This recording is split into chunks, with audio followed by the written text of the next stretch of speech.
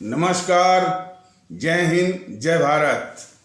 भारतीय अवाम ताकत दल अपने भारतीय भाई बहनों अर्थात अपने देश भारत की जनता अर्थात अपनी भारतीय अवाम से भारतीयता आधारित आपसी श्रद्धा, भारतीयता आधारित आपसी स्नेह, भारतीयता आधारित आपसी प्रेम, भारतीयता आधारित आपसी अखलाक मोहब्बत, भारतीयता आधारित आपसी सहयोग, भारतीयता आधारित आपसी सम्मान, भारतीयता आधारित आपसी एकता, भारतीयता आधारित आपसी भाईचारा तथा भारतीयता आधारित आपसी सद्भाव को समझने व उसे आत्मसात करके वैसा ही और उसी अनुसार आचरण एवं व्यवहार करने हेतु और इसके समस्त भारत में प्रचार प्रसार करने हेतु और इसकी अहमियत और महत्व को प्रत्येक देशवासी को समझाकर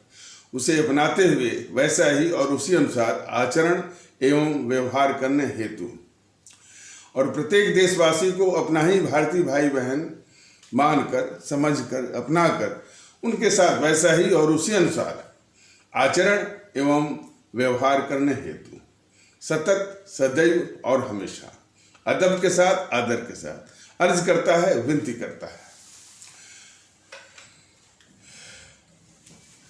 जब से ये भारतीय अवाम ताकत दल अपने देशवासियों में, अपने भारतीय भाई बहनों के बीच में, अपने आदरणीय भारतीय अवाम के बीच में भारतीयता आधारित एकता, भारतीयता आधारित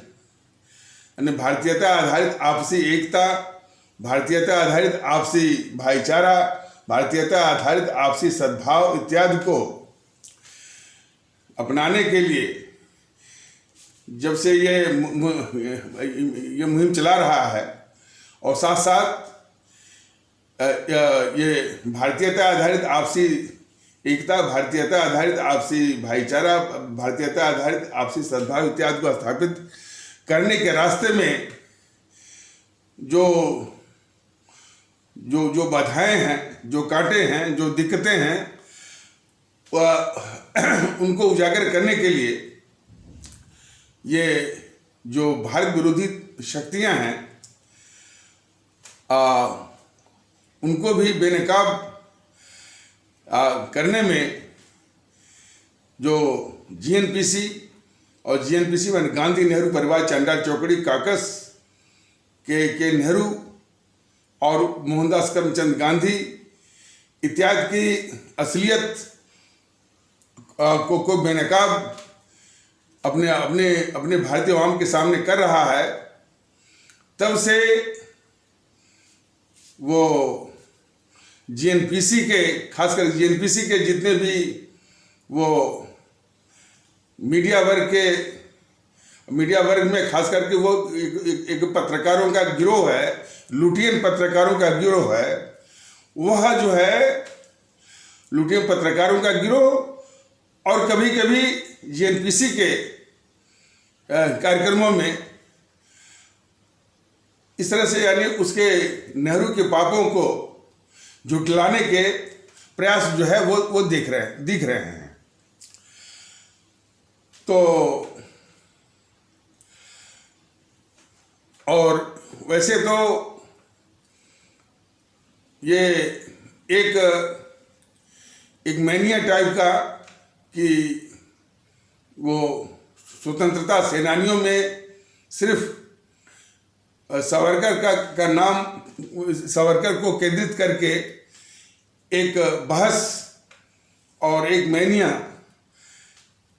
वो चलाई जा रही है कि सावरकर का सावरकर का पक्ष ये सब जो है बीजेपी वाले, आरएसएस वाले इसलिए लेते हैं कि वो हिंदू महासभा के कभी अध्यक्ष थे और हिंदू महासभा का नाम लेकर के ये जीएनपीसी वाले उनको आक्रमण इसलिए करते हैं कि हिंदू महासभा का पर हम आक्रमण करेंगे, वो करेंगे तो उनको अपने इस्लाम आस्था वाले भारतीय भाई बहनों का वोट मिलेगा, तो उनके माफ़ीनामे पर ही केंद्रित करके कि वो माफ़ी मांगते थे और 7-8 बार वो माफ़ी मांग चुके हैं। तो उसका एक बहुत मतलब कि एक मैंने बिल्कुल जिसको अंग्रेजी में कहते हैं इनडिफेंसिबल, यानी जिसके मैंने जो कि बचाए नहीं जा सके, उसको बोलते हैं अंग्रेजी में इनडिफेंसिबल टाइप का तर्क ये बीजेपी आरएसएस वाले से दे रहे हैं कि वो जो माफ़ीनामा मांगे थे वो गांधी के कहने पर मांगे थे। तो इस प्रकार से वो कह रहे हैं कि ये गांधी तो 2015 में आए थे और फिर इसके बाद और ये ये कैद हो गए थे।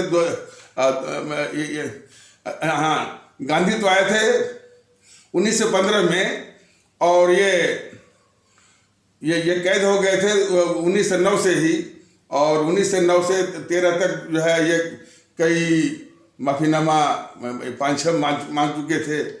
तो इसके बाद वो बताते हैं कि एक बार जो है वो 1920 के आसपास वो माफ़ीनामा के लिए गांधी ने उनको सजेस्ट किया था, उनको सलाह दी थी, तमाम इस तरह की बातें।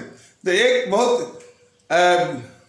बहुत हल्का सा प्रतिरोध के नाम पर और इनडिफेंसिबल यानी जिसको कि बचाया नहीं जा सके, इस तरह का तर्क लेकर के बीजेपी के लोग और राजनाथ सिंह के लोग इस तरह से तर्क दे रहे हैं। वो इसलिए कि जो असली मुद्दा है, जो असली जो जानकारी है वो देश और देशवासियों के सामने न आए। ये दोनों मिलकर के जेएनपीसी वाले भी और बीजेपी आरएसएस वाले भी मिलकर के हमारे देश के जनमानस को उसकी मानसिकता को डाइवर्ट करना चाहते हैं, घुमाना चाहते हैं इस तरह से कि ये मोहनदास करमचंद गांधी जो है ये हमारे मुल्क के लिए कितना खतरनाक था। उसी प्रकरण में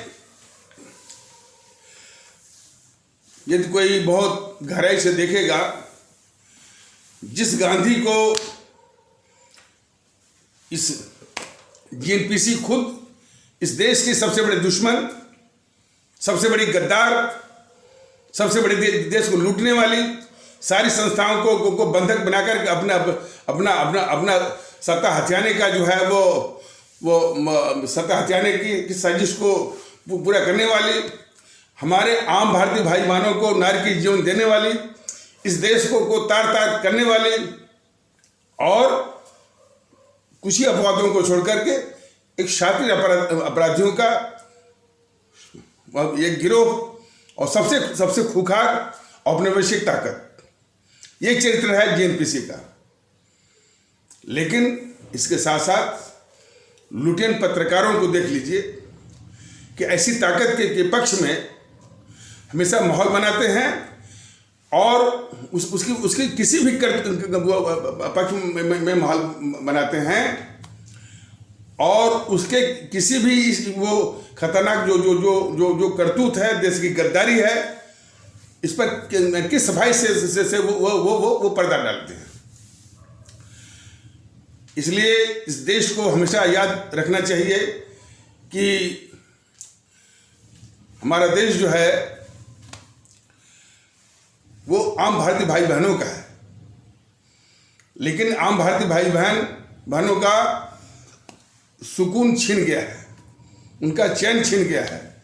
विकास ठीक है, विकास कुछ जरूर आ गया है और जीवन कुछ आसान हो गया है, लेकिन जहाँ तक सुकून की बात है, चिंता वो आए दिन जो है ये सिंघू बॉर्डर पर हत्या, वो लखीमपुर में हत्या आतंकवाद का जो वो तांडव चल रहा है इसमें जम्मू कश्मीर में, और अब भारत के बाहर भी बांग्लादेश में वो जो सांप्रदायिक किस्म की हत्याएं चल रही हैं, साजिशें चल रही हैं, पाकिस्तान में भी चलती हैं। कोई गौर करे कि इन समस्याओं के पीछे है कौन, तो निश्चित है बिल्कुल एक संयत यानी विश्लेषण से जरूर वो उस निष्कर्ष पर पहुंचेगा कि इन सारी समस्याओं के पीछे सिर्फ दो ही इस देश के दुश्मन, देश के गद्दार रहे हैं, मोहनदास करमचंद गांधी और जवाहरलाल नेहरू। इन्हीं सबों ने सत्ता हथियाने की साजिश में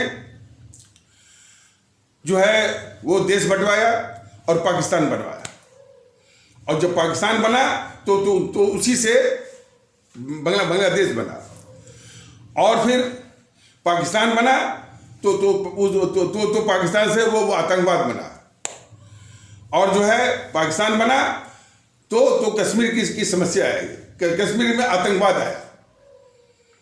तो सारी समस्याओं की जड़ में ये दो गद्दार हैं, मोहनदास करमचंद गांधी और ये जवाहरलाल नेहरू। लेकिन मैंने ये सारी समस्याओं की, अच्छा, और तालिबान की समस्या, तालिबान को जन्म देने वाला पाकिस्तान, और पाकिस्तान को जन्म देने वाले यही दो गद्दार, जवाहरलाल नेहरू और मोहनदास करमचंद गांधी।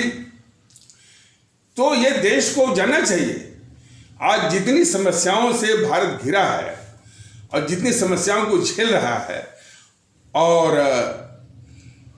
है उस सबकी जड़ में यही दो गद्दार हैं। और सिबत इस बात की है कि पूरा जो लुटियन जो पत्रकार हैं उनके सारे पापों को ढक रहे हैं, और जो ये 6-7 साल से सत्ता में नहीं है जेएनपीसी, उसको सत्ता में लाने के लिए जो है तमाम झूठ, तमाम अफवाह जो है ये पत्रकार जो बैठे जो है वो इस तरह का प्रचार वो कर रहे हैं।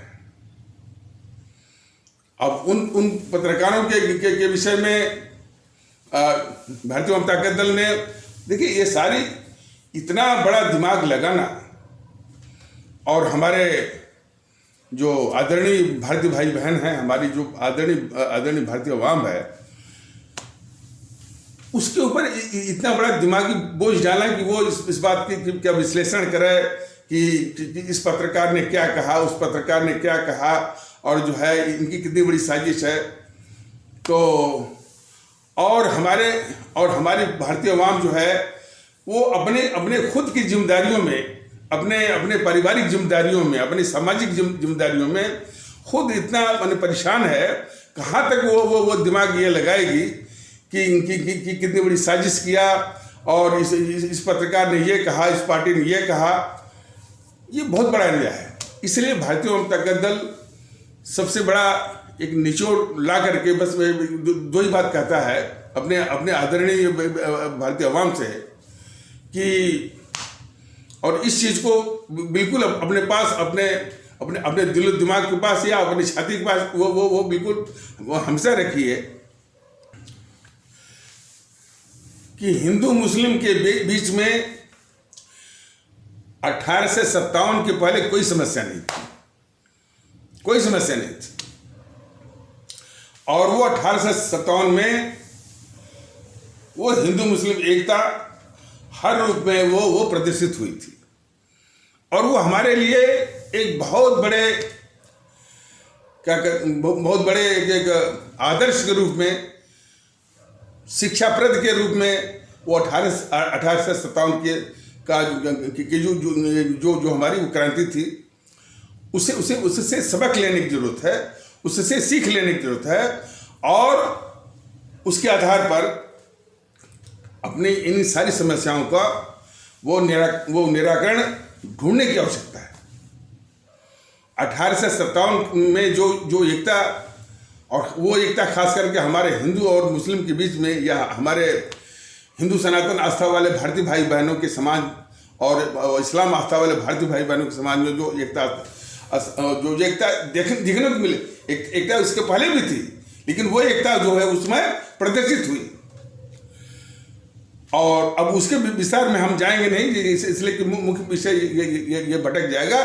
तो जो एकता उसमें मैंने पूरे देश को दिखी, और खास करके जो अंग्रेजी हुकूमत को दिखी, तो देश के लिए बहुत सुकून की बात है और बहुत एक नसीहत की बात है। लेकिन अंग्रेज इससे बहुत ही चिंतित और हिल गए थे कि यदि ये हालात रहे तब उनका एक औपनिवेशिक शासन कायम करने में बहुत दिक्कत आएगी।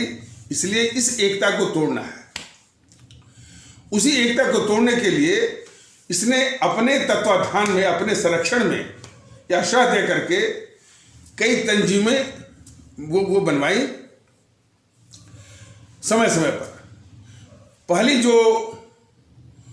जो तंजीम उसने बनवाई अंग्रेजी सरकार ने, अंग्रेजी हुकूमत ने अपने अंग्रेज एवं ह्यूम के द्वारा 1885 में। दूसरी तंजीम जो उसने बनवाई वो ढाका के नवाब आगा खान की अध्यक्षता में मुस्लिम लीग जो है 1906 में। और फिर 1921 में ये यानी वामपंथी संस्था या वाम दल या कम्युनिस्ट की स्थापना इन सबों ने करवाई 1921 में। 1922 में हिंदू महासभा और 1925 में ये राष्ट्रीय स्वयंसेवक संघ या आरएसएस। तो कितनी संस्थाएं हो गई? सबसे पहले कांग्रेस, इसके बाद मुस्लिम लीग और इसके बाद जो है आपके ये वामपंथी, इसके बाद हिंदू महासभा, इसके बाद आरएसएस। ये हमारी एकता को तोड़ने के लिए ही अंग्रेजों ने इन संस्थाओं को बनवाया। और वो तभी से लगातार अपने अपने तरीकों से, अपने अपनी क्षमताओं में और अलग अलग रूप में इस देश की एकता को, इस देश की अखंडता को तोड़ने में लगे हुए हैं। तो हमारा आपका फर्ज ये है कि इन कांग्रेसियों की, इन मुस्लिम लीग, अब कोई बोलेगा मुस्लिम लीग तो है नहीं, ये असदुद्दीन ओवैसी जो है उसी मुस्लिम लीग का एक दूसरा सेकंड एडिशन है, संस्करण है उसका, या दूसरा वर्जन है ये मुस्लिम लीग ही। तो असदुद्दीन ओवैसी का जो गिरोह है वो मुस्लिम लीग का एक वर्जन है, एक संस्करण है, एक एडिशन है। तो और ये वामपंथी और हिंदू महासभा से संबंधित और उसके और भी जो फ्रिंज ऑर्गेनाइजेशंस हैं वो और ये आरएसएस, ये हमारे देश की एकता को तोड़ने के लिए तभी से लगे हुए हैं। अपने अपने हिसाब से तर्क, वो आरएसएस वाले और हिंदू महासभा वाले कि वो हिंदुत्व ही राष्ट्रवाद है, वह क्या क्या है वो अनाप शनाप। तो एकता को तोड़ने में और उससे भी घातक जो ये सब मैंने सब लगे हुए हैं, राष्ट्र की अवधारणा और देशभक्ति की भावना को इन सबों ने कुचल के रख दिया है। आज हमारे देश में भारतीय जनता दल को कहने में जरा भी संकोच नहीं है, गुरेज नहीं है कि हमारे देश के लोगों में देशभक्ति जो है अमूमन जो हमारे सेना के जो जवान हैं वो तो यही मान करके मैंने अपनी जान देने के लिए तैयार रहते हैं और जान देते भी हैं कि हम अपने देश के लिए जो है वो कुर्बान हो रहे हैं। लेकिन उनको छोड़ करके, और कुछ हमारे इंजीनियर डॉक्टर जो कर रहे हैं, लेकिन बाकी जो बचता है ये समाज जो है उसमें जो है देशभक्ति माने की भावना का बहुत बड़ा अभाव है, या दूसरे शब्दों में बिल्कुल बिल्कुल वो देशभक्ति की बात जो है बिल्कुल वो कुचल करके के रख दी गई है। और उनमें इन खास करके जब ये सब शासन में आए एनपीसी वाले 1946 से, ऐसी परिस्थितियां अपनी आवाम के ऊपर थोपी कि वो हमारी आवाम जो है वो व्यक्तिगत स्वार्थी बन जाए, देशभक्ति की बात उसमें जरा भी न आए। और देशभक्ति की बात आए भी तो सिर्फ वो भाषण, किताबों में भाषण और मंचों की शोभा बढ़ाने के लिए, मुशायरों में और कविताओं में, कवि सम्मेलनों में, बस इसी की शोभा बढ़ाए। वो हृदय में, आचरण में, अपने कर्तव्यों से बिल्कुल गायब। इसीलिए हमारे देश में, और जहां पर मुल्क की सर्वोच्चता की सबसे बड़ा हमारा मुल्क है, ये भावना का भी बहुत बड़ा अभाव है। ये सब खास करके जो ये हिंदू महासभा, आरएसएस, राष्ट्र की बात करते तो जरूर हैं, हिंदू महासभा वाले, उससे बगैर जो है ये मुस्लिम लीग वाले और वो जीएनपीसी के जो एजेंट हैं, हमारे इस्लाम आस्था वाले भारतीय भाई बहनों के समाज में, वो यही सिखाते हैं कि तुम्हारे लिए ये इस्लाम, या खुदा, या कुरान, ये देश से भी ऊपर है। उसी प्रकार ये कट्टरवादी तत्व हिंदू सनातन के नाम पर, भाई हिंदुत्व जो है, हिंदू सनातन, वो देश से भी ऊपर है। इस तरह की बातें जो है वो, और ये हिंदू सनातन के कट्टरवादी तो और भी दुष्टता करते हैं। वो हिंदुत्व को ही राष्ट्रवाद से जोड़ते हैं सब। तो मोटे मोटी इस तरह की बातें वो चलाई जा रही हैं। राष्ट्र सब कुछ है, राष्ट्र की सर्वोच्चता, और राष्ट्र से ही राष्ट्र सब कुछ है, और राष्ट्र से ही सब कुछ है, ये भावना का बिल्कुल अभाव है। इसीलिए तो देश के खिलाफ गद्दारी करने वालों पर कोई रोष नहीं होता है, कोई आंदोलन नहीं होता है, कोई बात नहीं होती है, सिर्फ दिखावा होता है। और आंदोलन या गुस्सा या इस तरह से ये प्रदर्शन, जब कोई धार्मिक बात होती है, धार्मिक बात को कोई छू दे, गुरु ग्रंथ साहिब की किताब को कोई छू दे, कुरान को कोई छू दे, रामायण को कोई छू दे, मंदिर को कोई छू दे, देखिए कितना बड़ा बवाल, कितना बड़ा प्रदर्शन, कितना बड़ा आंदोलन। लेकिन भारत तेरे टुकड़े होंगे, ऐसे को मीडिया भी हाथ पे उठा लेता है। चलिए हम इसे जो है वो टॉक शो चलवाते हैं, उसको ये राजनीतिक पार्टियां, हालांकि इसके विषय में भारतीय जनता दल ने बताया कि राजनीतिक पार्टियां खुद ही देश के दुश्मन हैं, उसको अपनी पार्टी में शामिल करती हैं। भारत तेरे टुकड़े होंगे, भारत की बर्बादी तक जंग जारी रहेगी, उसका समर्थन करते हैं। सिर्फ इसी कारण कि लोगों में देश की, अपने मुल्क की सर्वोच्चता जो है, कि सुप्रीमेसी जो है, की भावना जो है बिल्कुल यानी एब्सेंट है, नहीं है। और भारतीय जनता दल ने कई बार बताया है कि जैसे जापान है, जापान जो है 1946 में या 1945-46 में, जो भी है, 45 में, हाँ 45 में जब 2 बम गिरे थे नागासाकी और हिरोशिमा में, तो वो तबाह हो गया।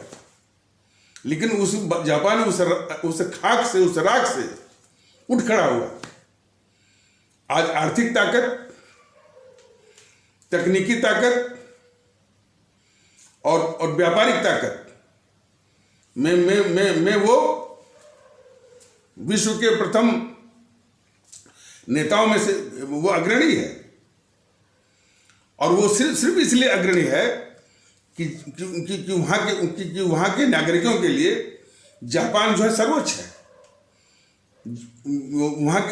वहाँ के नागरिकों के लिए वो उनके बौद्ध धर्म से भी ऊंचा है। और इसके विषय में बताया भी गया था कि एक आम जापानी से पूछा भी गया था कि भाई तुम्हारे लिए तुम्हारा परिवार या तुम्हारा पिता, तुम्हारा जो है ये बौद्ध धर्म और जापान को यदि ऐसी स्थिति आए कि भाई कि यदि मैंने अपने परिवार को समाप्त करके या अपने पिता को समाप्त करके यदि बौद्ध धर्म को बचाना है तो क्या करोगे? तो बिल्कुल यदि बौद्ध धर्म को बचाना हुआ तो हम अपने पिता को भी कुर्बान करके पिता को बचाएंगे। लेकिन जब देश की बात आएगी तो हम अपने बौद्ध धर्म को भी कुर्बान करके हम अपने देश जो जापान को बचाएंगे। अब ये सवाल हमारे सभी भारतीय भाई बहनों से हैं, क्या वो हिंदू सनातन को कुर्बान करके अपने देश भारत को बचाएंगे? क्या अपने वो इस्लाम को भी कुर्बान करके इस मुल्क भारत को बचाएंगे? ये सवाल सबसे है, पूछिए सबसे। कितने लोग हाँ कहेंगे? और इसी से टेस्ट हो जाएगा कि किस तरह की भावना ये जो है वो सब जो है ये ठूसे हुए हैं। लेकिन जरूरत इसी बात की है कि यदि देश को बचाना है तो अपने हिंदू सनातन को भी जो है वो कुर्बान करके बचाना है। देश को बचाना है तो अपने इस्लाम को भी कुर्बान करके बचाना है। देश को बचाना है तो अपने जो ईसाई को भी जो है वो कुर्बान करके बचाना है। देश को बचाना है तो अपने सिख पंथ को भी कुर्बान करके बचाना है। तब जाकर के ये भावना आएगी। तो खैर, इन सारी भावनाओं के अभाव के रहते देश के दुश्मनों का तांडव चल रहा है। और इसमें जो जितनी राजनीतिक पार्टियां हैं वो इस भयावह स्थिति है। देखिए, आप इस पर मत जाइए कि हाईवे बन रहा है, ट्रेन में बैठ रहे हैं, ये सब करने से तो जो है एक भुलावा है। लेकिन कितने इस स्थिति के बारूद के ढेर पर हम आप बैठे हैं, उसका एहसास कि आज हमारे माने एक भारत राष्ट्रीय भावना का अभाव का जो ये बारूद है वो कभी भी वो फूटता ही रहता है। तो वो एहसास जो है हर एक भारतीय भाई बहन को करना पड़ेगा। इसीलिए भारतीय जनता दल कम से कम यहीं से शुरुआत कर रहा है।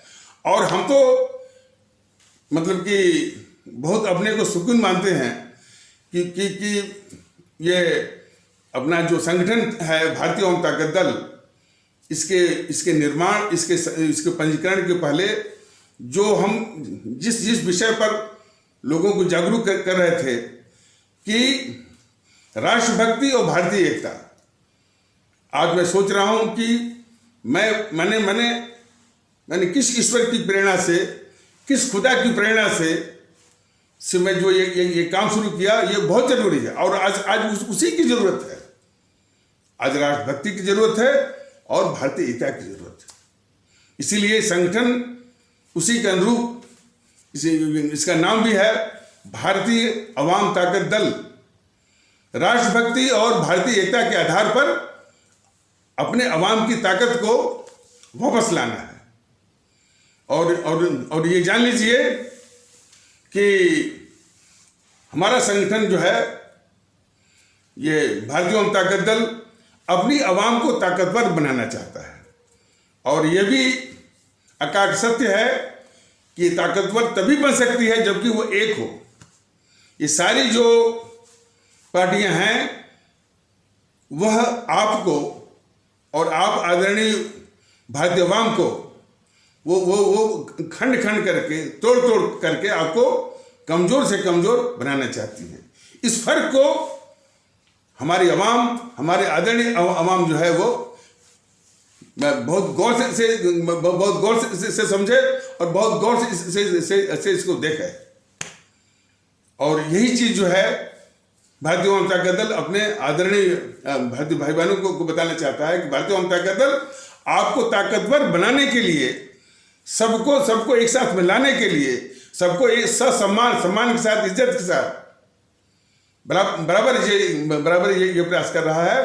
भारतीय एकता, भारतीय सद्भाव, भारतीय भाईचारा, आज उसके कितने दुश्मन सामने खड़े हो गए हैं यानी विभिन्न रूपों में। अब इस पर चर्चा आगे भी की जाएगी। अभी इस पर कि वो जो है जेएनपीसी जो है किस प्रकार जो है, मैंने जब से ये भारतीय जनता का दल इस जेएनपीसी के गद्दारी के और खास करके देश विभाजन को लेकर के इस तरह का फिर से झूठ और उसका जो लुटियन जो पत्रकारों का जो गिरोह है, लुटियन पत्रकारों के गिरोह में कौन आते हैं? रवीश कुमार आता है, वो जो है एक जो है सत्य हिंदी चलाता है आशुतोष, वो पहले चला गया था आम आदमी पार्टी में, फिर लौट के आया है, उसका जो गिरोह है। और जो है सत्य हिंदी जो चलाता है उसमें एक आलोक जोशी है, वो झूठ बोलता रहता है। और इसके बाद जो है ये उसी सत्य हिंदी में चलता रहता है इन समूह का एक मुकेश कुमार, वो झूठ पे झूठ बोलता है मुकेश कुमार। और उन समूह का एक गिरोह है, मुकेश कुमार का एक गिरोह है।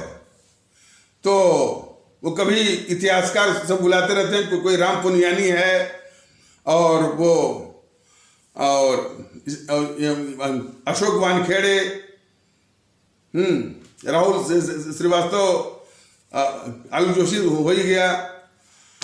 तो इस प्रकार से इन समूह का एक बहुत खतरनाक गिरोह है जो कि जेएनपीसी के पापों को ढकने के लिए और उसकी भटैती करने के लिए और जो है यानी कितनी खतरनाक गद्दारियां की हैं उसको ढकने के लिए और उसके पक्ष में चुनावी माहौल बना करके फिर उसको उसी जेएनपीसी को। और ये भी देश जान ले जेएनपीसी कौन? ये राहुल इस देश का गद्दार भी है, बहुत खतरनाक गद्दार भी है। और इसकी पार्टी ने इस देश को लूटा भी है। और जो है ये तमाम ये खबरें हैं कि आज की तारीख में इसके माँ बेटे के नाम से, मतलब सोनिया गांधी और राहुल गांधी के नाम से 150 से लेकर 180 लाख करोड़ का काला धन, वही काला धन तो दे करके इसे वही काला धन ला करके यानी देश से लूटा हुआ, यानी हमारा आपका पैसा लूट करके जो जमा किया उसी पैसे को ये मीडिया को देकर के, पत्रकारों को देकर के वो और मैंने जो अपने पक्ष में वो चुनाव माहौल वो बनवाता है। तो और तो ये राहुल गांधी मतलब इस देश का गद्दार भी है, देश का लूटने वाला डकैत भी है। और अब ये भी सामने, वैसे तो भारतीय जनता दल बहुत पहले से बता रहा था, ये ड्रग स्मगलर भी है और रायबरेली जो बलात्कार कांड का वो माने बलात्कार आरोपी भी है। ये सारे केस दबा दिए गए, हाई कोर्ट सुप्रीम कोर्ट को दबाव में रहकर सारे केस जो है वो समाप्त कर दिए गए। वो कहानी दूसरी है, फिर से फाइल खुल सकती है, ऐसी बात नहीं है। हर एक केस जो है दोबारा खुल भी सकता है, लेकिन ये आरोपी है बलात्कार का, ड्रग स्मगलर है, देश का गद्दार है। वो खुद प्रधानमंत्री बनने का ख्वाब पाले हुए है। जिस तरह की गतिविधि ये बीजेपी वाले, आरएसएस वाले कर रहे हैं और मोदी जी कर रहे हैं, लग रहा है कि इनकी सत्ता पर इसको वो बिठाई देंगे, और न भी सत्ता पर नहीं आए तो इसको सारी सुविधा उसको दे रहे हैं मोदी जी कि सत्ता के न रहने पर भी उसको वही सुख सुविधा, वही सारी सुविधाएं मुहैया कराना है जो कि शायद उसको सत्ता में रहता तो भी इसको नहीं मिलता। किसको ये मोदी जी कर रहे हैं? जो देश को लूटने वाला है, जो देश का गद्दार है, जो ड्रग स्मगलर है, जो रेपिस्ट है, उसको मोदी जी यानी हमारे देश की आवाम को तकलीफ में डाल करके इसको सारी सुविधाएं, इसके जेएनपीसी को सारी सुविधाएं दे रहे हैं। ये गद्दारी है जो है वो आपके मोदी जी की और बीजेपी वालों का है। तो इस विषय पर आ जाइए कि तभी से जो है वो, तो उसी दौरान ये जेएनपीसी का जो कार्य समिति है, या कांग्रेस की जो कार्य समिति में कोई जम्मू कश्मीर से, उसका नाम तो इसमें याद नहीं आ रहा, तो उसका सदस्य ने ये बोला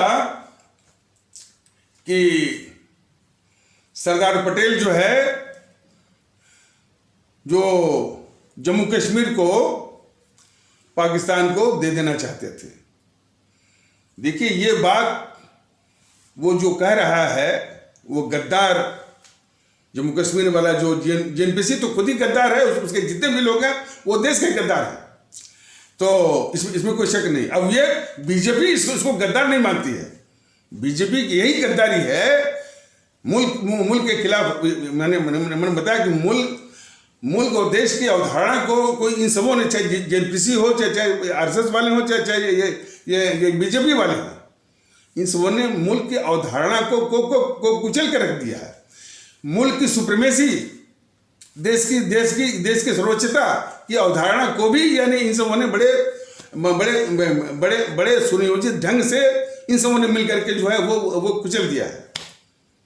बाकी सपा बसपा और ये आरजेडी टीएमसी का तो कोई वो आलमी दूसरा है, वो नाम भले ले लें लेकिन कभी भी वो राष्ट्र की बात नहीं करते हैं। वो सत्ता हथियाने के लिए मैंने सत्ता हथियाने हुआ, पीएम बनना हुआ, प्राइम मिनिस्टर बनना हुआ तो एक आध बार नाम ले लिया, लेकिन उनके दिमाग में देश नहीं है।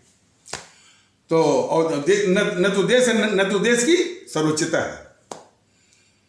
तो इन सबों ने मिल करके मैंने बीजेपी वाले, ये जेएनपीसी वाले, आरएसएस वाले इस टाइप से हमारे मुल्क की सर्वोच्चता है, इस भावना को बिल्कुल इस भावना को सुनियोजित ढंग से बिल्कुल समाप्त कर दिया है। तो ये जो है वो जम्मू कश्मीर का वो आता है कोई, तो जो कि जेएनपीसी के वर्किंग कमेटी का एक सदस्य है, तो वो कह रहा है कि सरदार पटेल जो है वो जम्मू कश्मीर को पाकिस्तान को देना चाहते थे। ये बात जो आज कर रहा है, तो हम कई बार बीबीसी के जरिए, जरा याद करिए, बीबीसी को बराबर ये ब्रॉडकास्ट करता है कौन? एनडीटीवी वाला। देखिए ये बात बिल्कुल गौर करने वाली बात है कि हमारी आवाम को ये तय करना पड़ेगा कि इस तरह की जो सत्य कथाएं हैं, इस तरह की जो कष्ट की कथाएं हैं, इसका सिलसिला कब तक चलेगा। हम तो बता रहे हैं, हम तो पहली बार बता रहे हैं कि जेएनपीसी और नेहरू और गांधी के गद्दारियों को और भी बताएंगे, लेकिन क्या आप मान के यही चल रहे हैं कि आपकी यही नियत है कि कोई बताता रहे और आप इन देश के दुश्मनों को ही वो जो है वो सत्ता में बेहतर हैं और उनके पापों को जो है वो झेलते रहें? ये फैसला आपको करना है। ये फैसला करना क्या है कि भाई कि इनके पापों की सत्य कथा सुननी है, इनके पापों को झेलना है, कि इनसे निजात पानी है। तो इनसे निजात पाने की सोचिए। बहुत दुख की बात।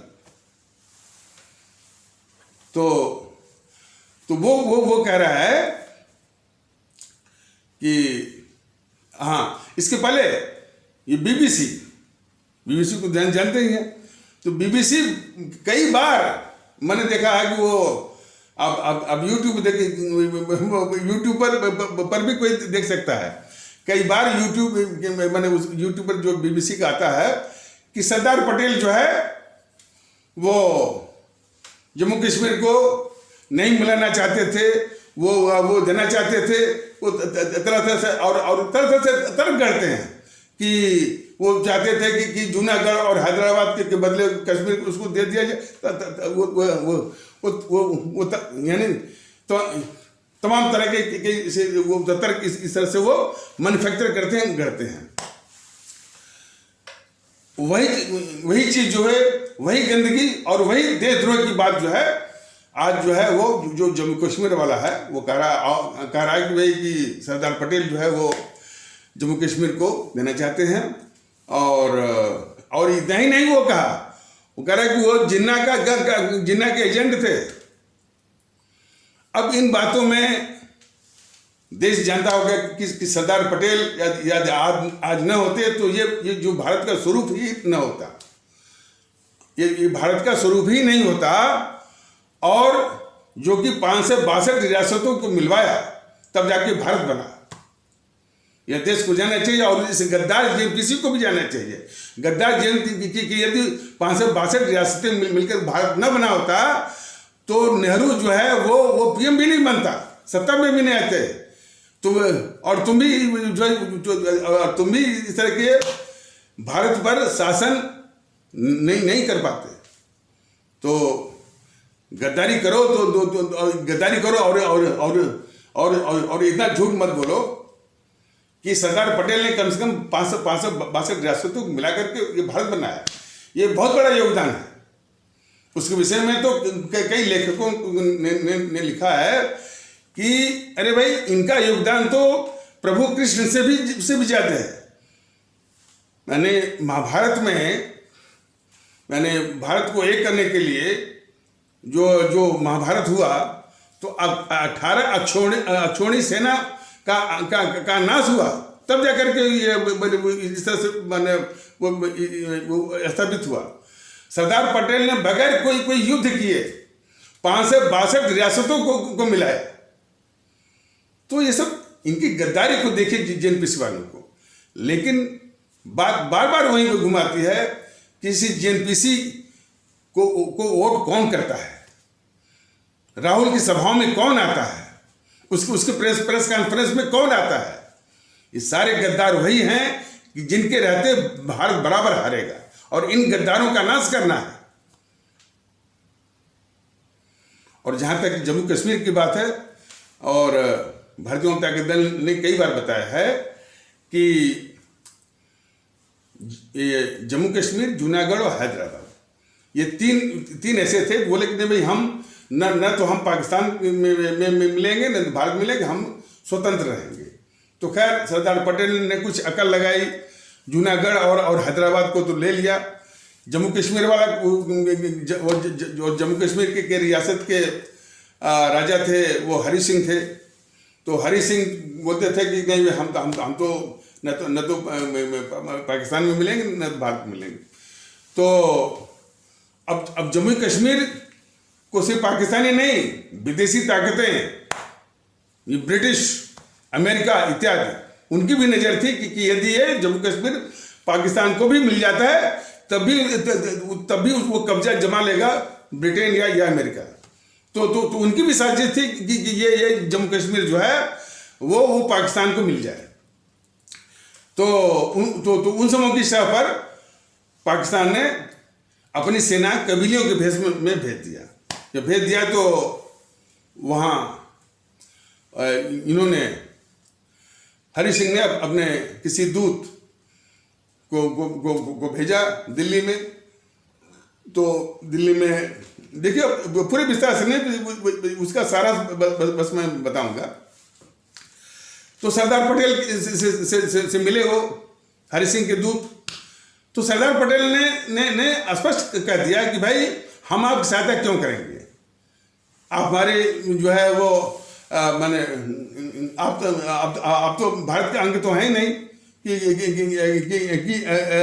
हमारी सेना जाएगी और वो भारत की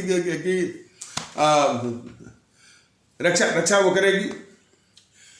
तब ये बात जो है वो हरि सिंह के दूत समझ गए। फिर वापस उन्होंने बताया कि ये बात है, तो हरि सिंह खुद आकर के या जो विलय संधि है या इंस्ट्रूमेंट ऑफ एक्सेशन पर उन्होंने दस्तखत कर दिया, और जम्मू कश्मीर का भारत में उसी विधि के अनुसार, उसी तरीके के अनुसार, उसी विधिवत तरीके के अनुसार विलय हो गया जिन तरीकों से बाकी हमारी 562 रियासतों का विलय भारत में हुआ था।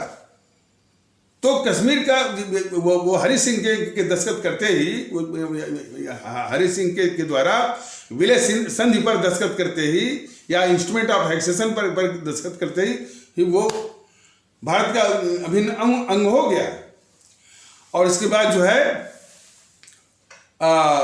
हालांकि सेना भेजने की बात आई तो शायद सेना भेजने में भी ये देरी कर रहा था नेहरू। शायद कोई कह रहा था कि वो चाह रहा था कि कोई उसका चमचा शेख अब्दुल्ला को सत्ता सौंपने का वादा करें वो हरि सिंह, तब वो सेना जाएगी। तो खैर वो बहुत बड़ा गद्दार था। उसकी गद्दारियों की तमाम वारदातें उसकी हैं जो देश को जानना चाहिए। इसलिए भारतीय जनता दल वो बताता रहता है और बताएगा भी जब तक कि जेएनपीसी को इस भारत की पावन धरती से उखाड़ नहीं लेगा, तब तक जो है वो, और उसको उखाड़ने में ये भारतीय जनता दल बराबर कहता है सबसे पहले भूमिका जो है अपनी आदरणीय भारतीय अवाम की है कि ईवीएम मशीन के द्वारा जो है अब तक जो हुआ सो हुआ, कोई बात नहीं है। इस जेएनपीसी को ईवीएम मशीन पर जो है बिल्कुल नस्मे नाबूद करना है। लेकिन सिर्फ जेएनपीसी को नहीं, सभी को, समाजवादियों को भी, बहुजन समाज पार्टी वालों की भी, आरजेडी को भी, टीएमसी को भी, बीजेपी को भी, एनसीपी को भी, शिवसेना को भी, टीडीपी को भी, डीएमके को भी, ये सभी उसी मानसिकता की उपज हैं, देश को विखंडित करने वाले। तो सिर्फ जेएनपीसी को करेंगे तो काम आपका अधूरा रहेगा। तो वो जो है यानी 2-4 दिन की देरी हो गई। तो यहां से दिल्ली से जम्मू कश्मीर के लिए कोई सड़क का रास्ता नहीं था। सेना जो है वो हवाई जहाज के रास्ते से उसको जाना था। वहां की जो हवाई पट्टी थी, मतलब कि जो एरोड्रोम था वो भी ठीक ठाक नहीं था। तमाम धूल मिट्टी वगैरह थी, तो उसमें पानी वानी डाल करके सेना जो है वो उतरती थी। और तब तक जो है वो पाकिस्तानी सेना पूरे जम्मू कश्मीर में कई जगहों पर फैल गई थी। लेकिन पाकिस्तानी सेना या पाकिस्तानी सेना जो कबीलों के वेश में थी, उसको भगाने में कम से कम 1.25 साल लगे। यानी वो सेना तो गई थी शायद 17 या 18 अक्टूबर को, और जनवरी जो है 1949 तक उसको टाइम लगा, करीब 1.25 साल मान लीजिए। तो अब जो है जब ये हमारी सेना पाकिस्तानी सेना को लगभग वो भगा चुकी थी, 15-20 दिन उसको और मिल गया होता तो पूरे जम्मू कश्मीर से वो खाली करवा दी होती। जब ये हमारी सेना पाकिस्तानी सेना को पूरे जम्मू कश्मीर से काफी हिस्सों से भगा चुकी थी और बाकी भगाने वाली थी, तब ये गद्दार जवाहरलाल नेहरू की छाती फूलने लगी। और तो अब ये भी आ रहा है कि चूंकि ये अंग्रेजों की या ब्रिटिश की ये थी कि भाई जम्मू कश्मीर को किसी तरह से जो पाकिस्तान के साथ मिलना चाहिए। तो वो जो गवर्नर जनरल था माउंटबेटन की बेटी, उसकी पत्नी का नाम था एडविनो बेटन, और उसकी बेटी का नाम था पामेला बेटन। तो पामेला बेटन से ये कहलवाया नेहरू को कि यदि वो युद्ध विराम यदि वो युद्ध विराम इसमें मैंने अपने अपने अपनी सेना पर वो मैंने डाल दें, तब ये जम्मू कश्मीर जो है वो पाकिस्तान के साथ मिल सकता है। जरा देखिए तो किस कदर ये गद्दारी करके जो है ये जवाहरलाल नेहरू अपनी ही जीतती हुई सेना पर ये एक तरफा इसने जो है वो युद्ध विराम थोपा। जरा देखिए तो कोई ऐसा करता है क्योंकि जो हमारी सेना जीत रही है उसी के ऊपर एक गद्दार जवाहरलाल नेहरू ने वो युद्ध विराम थोपा। और इसके बाद फिर इस मसले को अच्छा और इसलिए हमारी सेना जो है कुछ भाग जो है वो जीत नहीं पाई। इसके एक तरफा युद्ध विराम मैंने थोपने के कारण माने युद्ध विराम डालने के कारण जो है हमारी भारतीय सेना को ये 10-15 दिन और मिल गया होता तो पूरे कश्मीर को जीत ली होती। और जो जीत ली होती तो पाक अधिकृत कश्मीर पीओके या पाक ऑक्युपाइड कश्मीर की समस्या नहीं होती, जो कि पाक ऑक्युपाइड कश्मीर या पीओके इसमें कश्मीर समस्या का सबसे बड़ा नासूर वो बना हुआ है। तो उस नासूर की जड़ में कौन है? वैसे तो पूरी समस्या की जड़ में ये गद्दार ये नेहरू है। तो पीओके भी जो जोड़ा गया इसी की गद्दारी का एक वो दुष्परिणाम है। इतना ही नहीं, अब इसके बाद इसकी गद्दारी का सिलसिला देखिए। आज ये एपिसोड कुछ लंबा हो जाएगा क्योंकि कोई बात नहीं। तो इसके बाद उसका सिलसिला चालू हो गया इसका गद्दारी का। अब जो जम्मू कश्मीर भारत जिस जम्मू कश्मीर का भारत में विलय हो चुका है उसको ये गद्दार जवाहरलाल नेहरू इसको संयुक्त राष्ट्र संघ ले जा रहा है। ये हमारे देश के लोग, हमारे आदरणीय भारतीय आवाम जरा गौर से समझे, जिस जम्मू कश्मीर का अन्य रियासतों की भांति जिसका विलय हो चुका है भारत में, उसको ये गद्दार जवाहरलाल नेहरू इसको संयुक्त राष्ट्र संघ ले जा रहा है। और संयुक्त राष्ट्र संघ में कई अध्याय होते हैं, कई चैप्टर होते हैं। एक होता है कि भाई कि कोई उसको तकलीफ है तो वो सहायता के लिए भी जा सकता है वहाँ पर संयुक्त राष्ट्र संघ में। एक जो है दो देशों के बीच में इस गद्दार नेहरू ने उस जम्मू कश्मीर को, कौन जम्मू कश्मीर जिसका विलय भारत में हो चुका और भारत का अभिन्न अंग भी हो चुका, जिस जम्मू कश्मीर का विलय अंतिम और पूर्ण रूप से हो चुका था और भारत का अभिन्न अंग हो चुका था, उसको इसने भारत और पाकिस्तान के बीच में डिस्प्यूटेड यानी विवादास्पद मान करके उसमें डलवाया, ताकि वहां से दखल यानी अब वो डिक्टेट करेंगे, वो दखल देंगे, वो आदेश देंगे कि ये कश्मीर भारत का है कि उसका है। और इतना ही नहीं, उसने एक वक्तव्य, बहुत खतरनाक वक्तव्य दिया। वक्तव्य इसलिए दिया कि कश्मीर के भाग का फैसला कश्मीर के लोग जनमत संग्रह प्लेबिसाइट के जरिए करेंगे। और वो ऐसे ही नहीं दिया। उस गद्दार जवाहरलाल नेहरू को मालूम था कि जम्मू कश्मीर में जो आबादी है वो इस्लाम आस्था वाले भारतीय भाई बहनों की ज़्यादा है। वो जो है यानी बहुतायत में है, बहुसंख्यक हैं।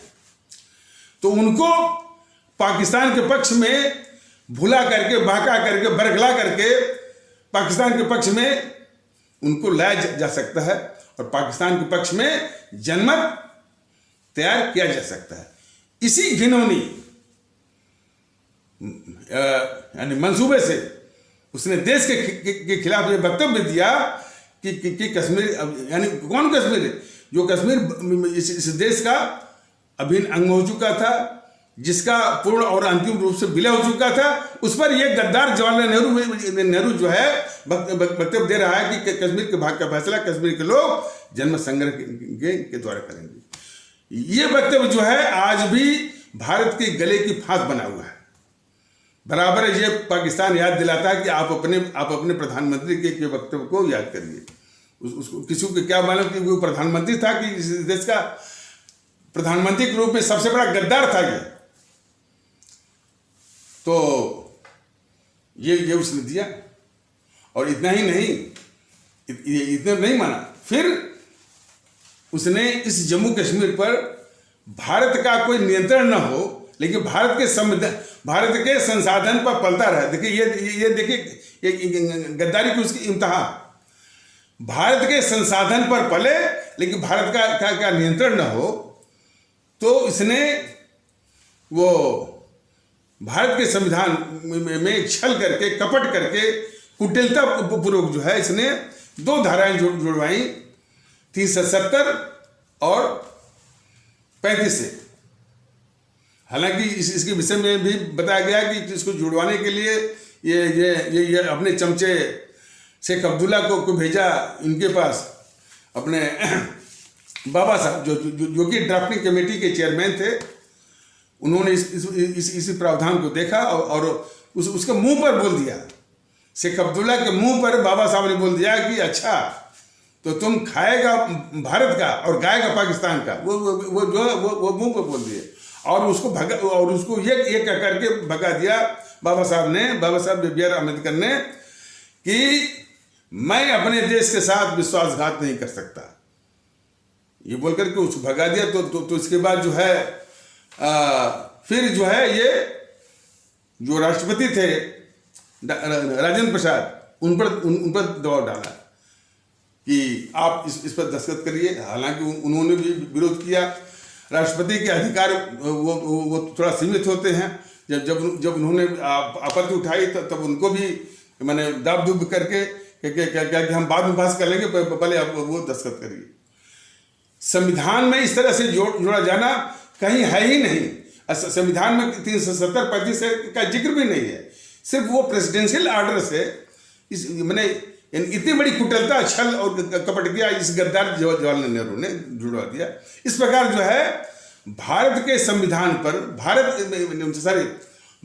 के संसाधन, भारत के रुपये पैसे पर पलने वाला ये जम्मू कश्मीर जो है वो आतंकवादियों का और आपके अलगाववादियों का और पाकिस्तान परस्तों का एक स्वर्ग बन गया। और वो स्वर्ग जो है पाकिस्तान का एक उपनिवेश बन गया, और उसमें आतंकवादियों का और अलगाववादियों का पूरा तांडव चल रहा था। उसी तांडव का ही ये परिणाम है कि हमारे कश्मीरी पंडित कहे जाने वाले भारतीय भाई बहन जो है उसी गद्दार नेहरू के ही जो है जो उपज, उसी के वंशज ने बड़े अपमान के साथ जो है उनको मैंने पहले तो उन सबों ने हत्या किया। करीब 25-30 जो हमारे कश्मीरी पंडित कहे जाने वाले भारतीय भाई बहनों की हत्या किया और आतंकित किया। इसके बाद जो है और बड़े अपमान के साथ वो मस्जिदों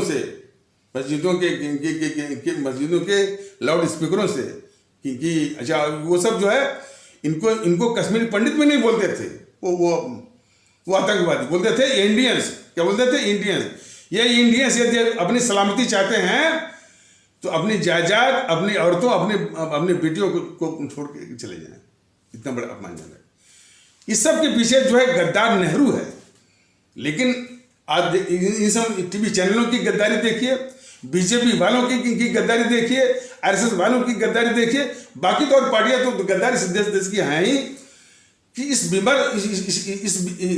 तरह के इस तरह का विमर्श जो है वो चलवाती हैं कि वो हिंदू मुस्लिम के बहस में वो फंस जाता है।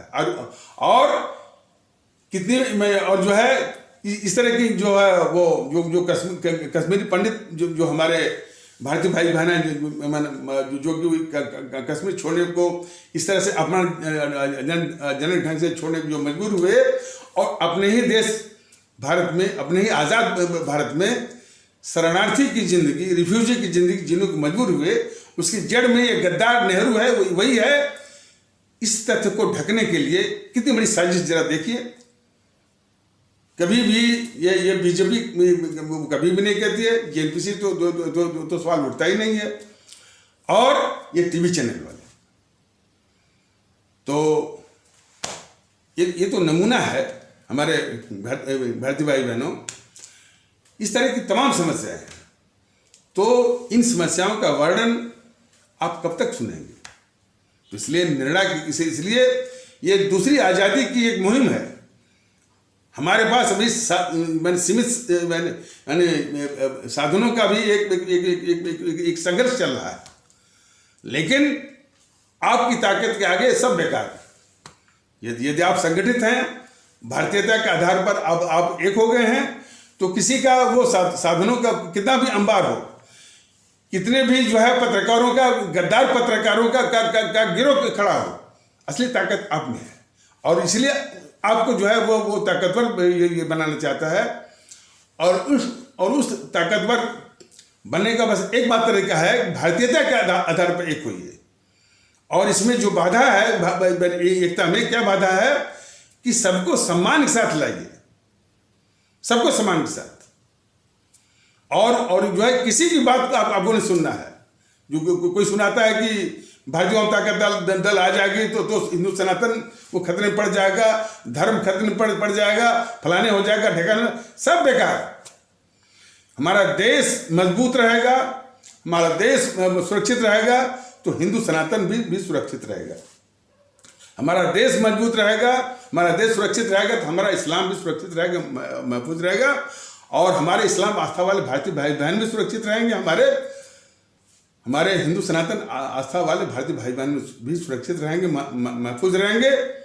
और इसी प्रकार हमारे ईसाई आस्था वाले भारतीय भाई बहन भी और हमारे सिख आस्था वाले भारतीय भाई बहन भी सोच लें कि यदि हमारा देश मजबूत और महफूज रहेगा, तभी उनका इस देश में वो ईसाई पंथ या ईसाई पंथ को उनके अनुयायी, हमारे सिख पंथ या सिख मत के अनुयायी हमारे भारतीय भाई बहन इस देश में महफूज और सुरक्षित और आनंदित रह सकते हैं। कब? हमारा जब देश मजबूत। लेकिन ये जो इस तरह की साजिशें चल रही हैं इस देश को कमजोर करने के लिए, आपको कमजोर करने के लिए, तो इस मन को समझिए, इस रहस्य को समझिए, इस आवश्यकता को आप समझिए। इसलिए भारतीयता के आधार पर एक होइए और उस एक होने में जो भी बाधा आती है, और जहाँ तक मैं अंदाज करता हूँ कि एक बाधा सबसे बड़ी है कि दूसरे जो तबके हैं हमारे भारतीय समाज के, उनको सम्मान देने में जो संकोच हो रहा है, तो उस संकोच को दूर करके उनको सम्मान के साथ जो है उनको मिलाइए। हमारे जो अलग चूंकि वो सम्मान के साथ नहीं मिलाए जा पा रहे हैं, इसीलिए ये असदुद्दीन ओवैसी जैसे लोग, ओम प्रकाश राजभर जैसे लोग, हमारे संजय निषाद जैसे लोग, अनुप्रिया पटेल जैसे लोग, बीजेपी जो कि वो हिंदुत्व का मैंने एक जो है यानी अपने को यानी प्रणेता बसिया बन करके जो है वो ध्रुवीकरण के आधार पर जो है ये बीजेपी के लोग, जेएनपीसी तो इस देश का गद्दार है ही, वामपंथी तो इस देश के गद्दार हैं ही, तो उनकी हिम्मत नहीं पड़ती। तो यही संदेश है, यही संदेश है, यही विनती है, आप एक होइए और भारतीय एकता को अपनाने में जो भी संकोच है, जो भी बाधा है, उसको दूर करिए, मजबूत होइए। भारतीय अवाम ताकत, भारत के अवाम की ताकत में ही जो है, और उस ताकत का इस्तेमाल करिए इन ताकतों को नष्ट में नाबूद करने में।